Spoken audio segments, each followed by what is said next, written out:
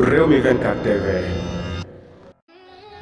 dal leen ak jàmm mbokk yi nuyu nañ leen siyaar nañ leen yéen ñi nga xam ne yéen ay safo seen bii di Rewmi 24 TV ay information yu doy waar nag moom la ñu nemmeeku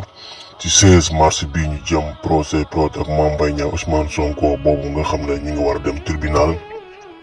ki nga xam ne moom mooy Siteu ak ki nga xam ne moom mooy Sarko ak ki nga xam ne moom mooy Amadou Sall di doom ci Macky Sall lu doy waar moom moo nar a am ci procès 16 mars boobu nga xam ne nar na am ca tribunal ba li ko waral nag mooy dañuy def ay recrutement doy waar recrutement yoo xam ne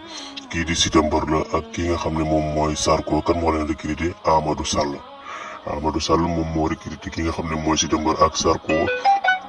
ngir ñu mën ko recruter ay yeneen nervi yoo xam ne dinañu préparer kii di Ousmane Sonko moom may war a dem ca tribunal ba di 6 mars 2023 bii ñu nekk la ca doy waar nag mooy lu ca nar a tukkee lan la ku génne information yooyu nag moom mooy Ousmane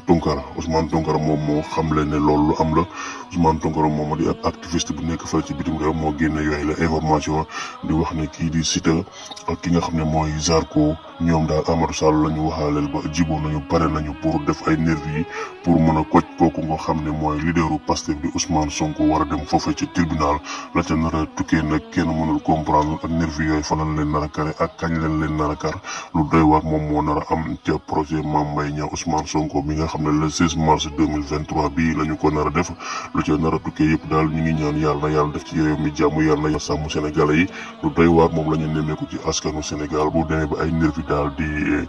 kar li nga xam ne mooy leaderu politique kan xam ngeen ne musiba am na foofu la réewum Sénégal tollu jamono yi ñu ngi ñaanal Sénégalais yi jàmm jaa ngeen jëfoo mbokk yi